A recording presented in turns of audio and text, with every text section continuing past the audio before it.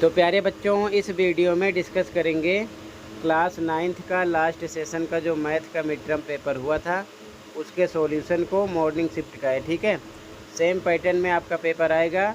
और आप मैथ की ज़्यादा प्रैक्टिस के लिए कमेंट में प्लेलिस्ट की लिंक मिलेगी, ओपन करके देख सकते हो। आपको सभी चैप्टर के मोस्ट इम्पॉर्टेंट क्वेश्चन साथ में असेसमेंट जो कि DO की तरफ से ऑलरेडी प्रोवाइड किए जाते हैं, देखकर तैयार कर सकते हो। सब क्वेश्चन उसी में से हैं। क्वेश्चन आप देखकर भी अंदाज़ा लगा सकते हो कि सभी असेसमेंट कितने इंपॉर्टेंट हैं। लास्ट सेशन की प्लेलिस्ट देख लो, आपको all chapter most important question मिल जाएंगे। दोनों मीडियम में तैयारी कर सकते हो। तो सबसे पहले एक बार क्वेश्चन को देख लो, फिर मैं सॉल्यूशन को डिस्कस करूँगा। ठीक है, जैसे कि क्वेश्चन 1, 2, 3 ऐसे ही देख लो। स्टार्टिंग के 20 क्वेश्चन आपके MCQ टाइप होंगे। ठीक है, ये चीज़ ध्यान में रखना। ये इंग्लिश मीडियम में हो गया। और उसके बाद में CBE की वर्कशीट आ रही है बच्चों, तो उसको भी आपको सही से तैयार करना है। केस बेस्ड क्वेश्चन मिलेंगे उसी में से। ठीक है, तो पहले आप सभी क्वेश्चन को देख लो, फिर सॉल्यूशन को डिस्कस करेंगे इसके। ठीक है, और पैटर्न को अच्छे समझने की कोशिश करो, तैयारी करने की कोशिश करो। सेम ऐसे पैटर्न में ही आपका पेपर आना है, ये चीज़ ध्यान में रखना। पेपर ज़्यादा डिफ़िकल्ट नहीं होगा, बस आप अच्छे से तैयारी करो। सेक्शन भी स्टार्ट है। ठीक है, ये सभी क्वेश्चन आपके असेसमेंट से हैं, ध्यान रखना। ठीक है, तो ध्यान से देख लो, आपको खुद ही पता चल जाएगा कि असेसमेंट कितना इम्पोर्टेंट होता है आपके एग्ज़ाम के लिए और आपकी तैयारी के लिए। देख लो ध्यान से, ऐसे क्वेश्चन भी बार बार किए जाते हैं P/Q की फॉर्म में कन्वर्ट करने वाले, तो आप अच्छे से प्रैक्टिस कर लेना, ये चीज़ ध्यान में रखना। ठीक है, तो टोटल ये क्वेश्चन है, आप इससे अंदाज़ा लगा सकते हो। देख लो ग्राफ वाले क्वेश्चन कैसे किए जाते हैं केस बेस्ड में, कई बार आप असेसमेंट में कर रखे हो। ठीक है, तो प्रैक्टिस आप ज़्यादा अच्छे से करो, ये चीज़ ध्यान में रखना। ठीक है, तो टोटल ये क्वेश्चन थे। क्लियर है? अब ध्यान से देख लो, सॉल्यूशन स्टार्ट करते हैं क्वेश्चन नंबर 1 से। ध्यान से देखना। ठीक है, सॉल्यूशन को ध्यान से देखना। तो ध्यान से देखो सॉल्यूशन को। ठीक है, रूट 32 को डिवाइड करना है रूट 2 से। तो देखो ध्यान से, रूट 32 लिखते, डिवाइड की जगह आप क्या लगा लेते, बटे का निशान, रूट में 2। ठीक है, अब दोनों ऊपर नीचे रूट में, जिसको हम लिख सकते हैं रूट में 32/2। फिर आगे क्या आएगा, सोल्व करोगे 2 से तो कितना आ जाएगा, 16। रूट में 16 आता, और रूट 16 किसका वर्गमूल है, 4 × 4 4 चौक 16। तो आंसर क्या मिलता है, 4। ठीक है, जोड़े में से एक निकलता, 4 आंसर आता फर्स्ट का। तो यहाँ पर आपका बी ऑप्शन राइट है। अगला क्वेश्चन नंबर 2 है, -2 5 किस चतुर्थांश में स्थित है। तो चतुर्थांश 4 होते हैं। ठीक है ना, पहला दोनों प्लस प्लस का होता है, दूसरा आपका माइनस प्लस होता है, तीसरा दोनों माइनस माइनस होता है, और चौथा आपका प्लस माइनस होता है। तो -2 + 5 यानी माइनस का निशान है, और ये 5 प्लस का है। तो माइनस प्लस किस में आया, तो माइनस प्लस आपका किस में आ गया, सेकंड में। ठीक है, सेकंड में आ रहा है। ठीक है, तो यहाँ पर आपका बी ऑप्शन राइट होगा, सेकंड में, दूसरे में आएगा। ठीक है, अगला थर्ड, एक त्रिभुज की भुजाएं 20, 28 और 24 सेंटीमीटर हैं। इसका अर्ध परिमाप, तो अर्ध परिमाप S बराबर क्या होता है, A + B + C बटे में 2। A पर 20 + 28 + 24 बटे में 2 करोगे, जोड़ो कितना आएगा, 72 बटे में 2, भाग करोगे 2 से 36 आएगा।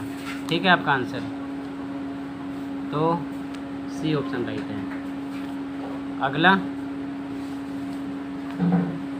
2 चर वाले एक रैखिक समीकरण के डैश हल होते हैं। तो अनगिनत होते हैं। मान लो x + y = 3 कर दिया, तो x y पर हम बहुत सारी वैल्यू रख सकते हैं, अनगिनत। ठीक है ना, तो डी ऑप्शन आएगा। अगला क्वेश्चन 5, एक त्रिभुज ABC में यदि एंगल A 80 तथा AB बराबर BC है तो C का मान ABC। एंगल A कितना दिया 80, AB बराबर किसके BC के, BC के, तो एंगल C ये कितना होगा 80 ही आएगा, ठीक है ना,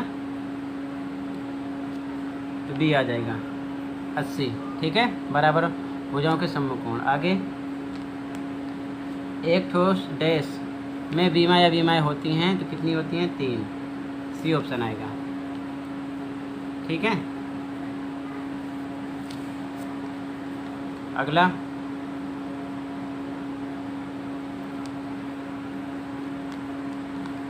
अपरिमेय संख्या, तो ये रूट में 9/16 है, तो ऊपर इसको हम क्या लिख सकते हैं 3 × 3 और नीचे 4 × 4, जोड़े में से 3/4 आएगा, ये परिमेय संख्या है, ठीक है ना।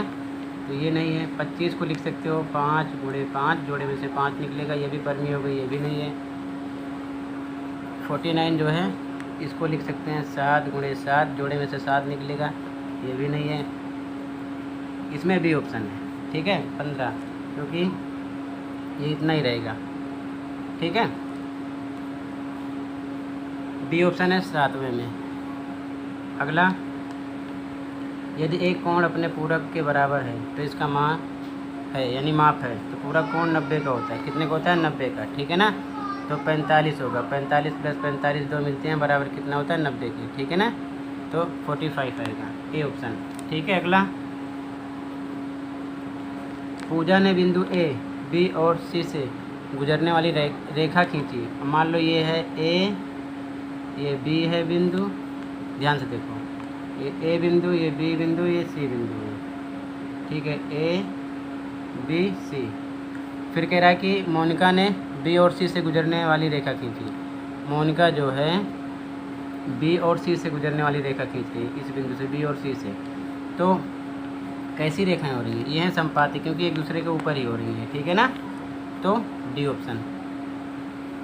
इंग्लिश में देखो, सेम आपको फर्स्ट में बी ऑप्शन, सेकंड में बी, ठीक है, थर्ड में सी, सॉल्यूशन मैंने बता दिया, ठीक है, फोर्थ में डी, फिफ्थ बी, ठीक है, फिफ्थ में आपका बी है, सिक्स में सी है, 3 आएगा, 7 में बी आएगा, ठीक है, 8 में ए आएगा, 45, 9 में आपका डी ऑप्शन है, ठीक है। आगे क्वेश्चन 10 पे आ जाओ। क्वेश्चन नंबर 10, इसको जब हम सोल्व करेंगे तो हमें कौन सा ऑप्शन मिलेगा, तो ध्यान से देखो। 125 है, लिख लिया, ठीक है, -1/3 है। 125 का एलसीएम निकालोगे तो आएगा 5 × 5 × 5, यानी 5 3 बार आएगा, ठीक है। तो हम यहाँ पर लिख सकते हैं डायरेक्ट 5 की पावर 3, ठीक है ना, 125 की जगह। और फिर यहाँ क्या लग जाएगा, गुणे का निशान, -1/3 सेम लिख दिया, 3 से 3 कट गया, 5 की पावर -1 बचेगा, और -1 हटेगा, ये हो जाएगा 1/5, ठीक है, समझ गए। तो यहाँ पर सी ऑप्शन राइट हो रहा है, ठीक है, सी ऑप्शन होगा राइट। अगला,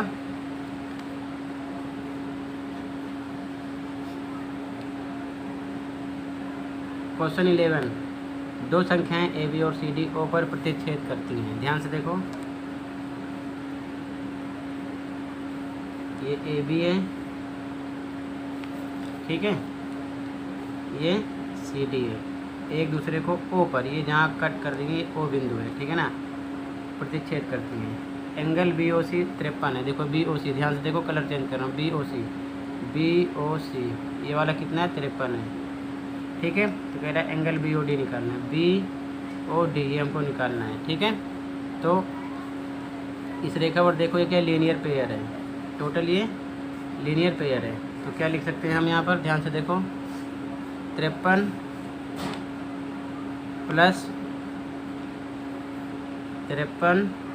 प्लस इस एंगल का नाम क्या है, B O D, angle B O D बराबर कितने का होगा, 1 minute, angle B O D ये बी है। ठीक है, बराबर होगा 180 के, क्यों, रैखिक युग्म है यानी लीनियर पेयर है, ध्यान रखना। ठीक है ना, रैखिक युग्म समझ लेना या फिर लीनियर पेयर समझ लेना। ठीक है, तो एंगल बी ओ डी बराबर 180 की तरफ 53 को भेजेंगे, किसका हो जाएगा, माइनस का, और घटाओगे तो मिलेगा 127, एंगल बी ओ डी आएगा। ठीक है, तो एंगल बी ओ डी आएगा 127। ठीक है, यहाँ पर आपका बी ऑप्शन राइट हो जाएगा, बी ऑप्शन राइट होगा। ठीक है, आगे देखो ध्यान से, अगला क्वेश्चन, क्षेत्रफल दिया है, भुजा निकालना है, समबाहु त्रिभुज है। ठीक है, तो क्षेत्रफल कितना दिया, 16 रूट में 3। तो समबाहु त्रिभुज का फॉर्मूला होता है √3/4 ए स्क्वायर, ए क्या है, भुजा, बराबर 16 रूट में 3। ठीक है, तो इधर √3 ए स्क्वायर रहेगा, बटे 1 लगा के क्रॉस मल्टीप्लाई करोगे तो 16 √3 गुणे 4 हो जाएगा, इधर आ जाएगा। ठीक है ना, 4 इधर आ जाएगा। ठीक है, तो ध्यान से देखो, √3 से √3 कट जाएगा, ए स्क्वायर बराबर 16 और 4 का गुणा करो 64 आएगा। ठीक है, तो ए बराबर स्क्वायर हटेगा, रूट लगेगा, और ये किसका है, 8 गुणे 8, 8 8 64, 8 आएगा। ठीक है ना, जोड़ में से बाहर आएगा 8। ठीक है, तो यहाँ पर आपका सी ऑप्शन राइट है। आगे देखो ध्यान से, ए बी बराबर क्यू आर है, ए बी बराबर क्यू आर,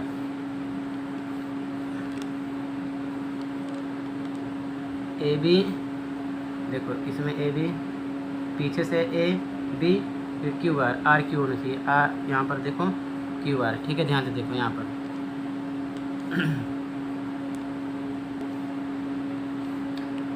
ए बी और उसके बाद में ए बी है क्यू आर, ये है Q R.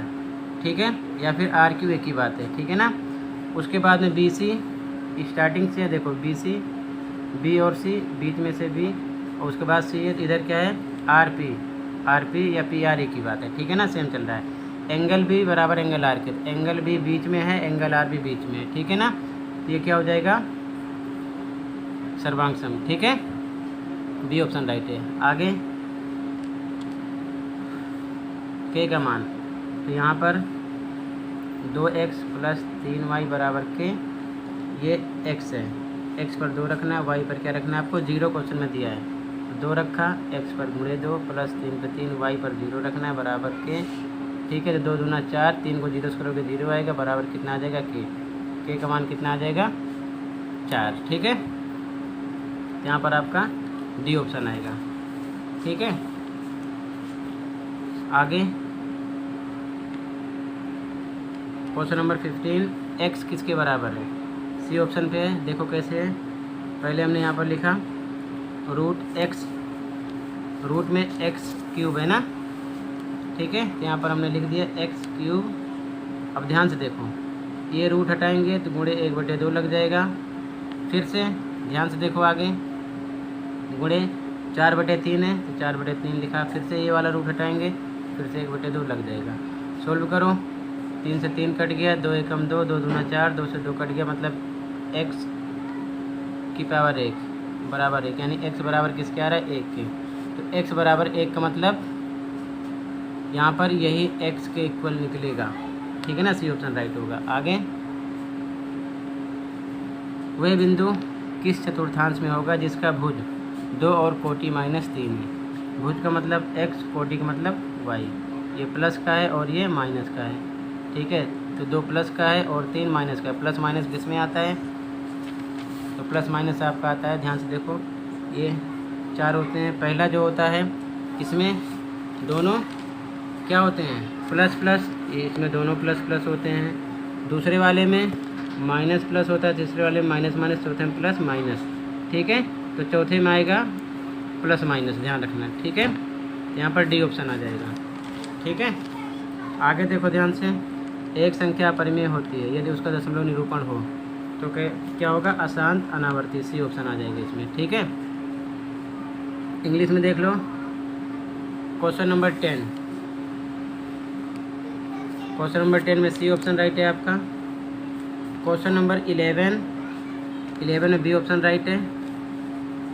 Question number 12 C option. Question number 13 B option. Question number 14 D option. Question number 15 C option. 16 D option fourth. 17 C option आएगा। ठीक है ना, आगे देखो ध्यान से। क्वेश्चन नंबर 18 कह रहा है कि त्रिभुज पी क्यू आर ये दोनों और एम क्यू एन ये क्या हैं, सर्वांग सम है। तो कह रहा है कि अतिरिक्त जानकारी सिद्ध करने के लिए क्या ज़रूरी है। तो ध्यान से देखो, ये साइड इस साइड के इक्वल है, ठीक है, तो यहाँ पर एक साइड इक्वल हो गई। ठीक है ना, उसके बाद में ये एंगल इसके इक्वल होगा, क्या है, शीर्षाभिमुख कोण है, वर्टिकली अपोजिट एंगल है। ठीक है, तो ये भी हमको क्वेश्चन से ही पता चल गया, 2 चीज़ों का पता चल गया। अब एक चीज़ और होनी चाहिए, तो हम साइड एंगल साइड लगा सकते हैं। तो साइड, तो हमें मान लो ये क्या नाम है इसका, पी क्यू, ये एम क्यू या क्यू एम के बराबर होनी चाहिए, ये पता होना चाहिए, बी ऑप्शन हो जाएगा। या फिर कोई दूसरी साइड भी हो सकती है, पी आर बराबर होना चाहिए एम एन के, एक साइड का पता होना चाहिए, चाहे ये इसके इक्वल हो या ये वाली इसके इक्वल हो। ठीक है, तो यहाँ पर बी सी दोनों ऑप्शन हो सकते हैं। ठीक है, बी लगा दो। आगे क्वेश्चन नंबर 19, और एक चीज़ ये भी ध्यान रखना, यहाँ पर ये दिया गया है एन क्यू एम। ठीक है, यहाँ पर देखो ये एंगल दिया गया है, तो ये तो हमको पता है। ठीक है ना, ये तो हमें वैसे ही पता है कि ये शीर्षाभिमुख कोण है, इससे मतलब नहीं है। 2 चीज़ों का पता है, एक एंगल एक साइड, हमें किसी तीसरी साइड से मतलब है, ध्यान रखना। ठीक है ना, तो ये क्या होंगे, सर्वांग सम। क्वेश्चन नंबर 19 आ जाओ, ABCD में आंसर देना है। ठीक है, क्वेश्चन अभिकथन है, आकृति में AOD ये तथा BOC 110 है, BOC ये 110 है, तो यही गलत है। गलत क्यों है, शीर्षाभिमुख कोण होते हैं तो ये इसके इक्वल होता है, ये वाला इसके इक्वल होता है। तो 110 है तो ये भी 110 होना चाहिए, या फिर 70 है तो ये भी 70 होना चाहिए, जो कि गलत है। तो जब पहला गलत है तो दूसरा, शीर्षाभिमुख कोण बराबर होते हैं, तो ये तो बात सही है, ये शीर्षाभिमुख कोण ये इसके इक्वल होंगे, ये इसके इक्वल होंगे, लेकिन ये इक्वल ही नहीं है, तो पहली बात गलत है। ठीक है ना, ये गलत है, ये सही है। तो हम क्या लिखेंगे, यहाँ पर कौन सा ऑप्शन आ जाएगा हमारा, ध्यान से देखो,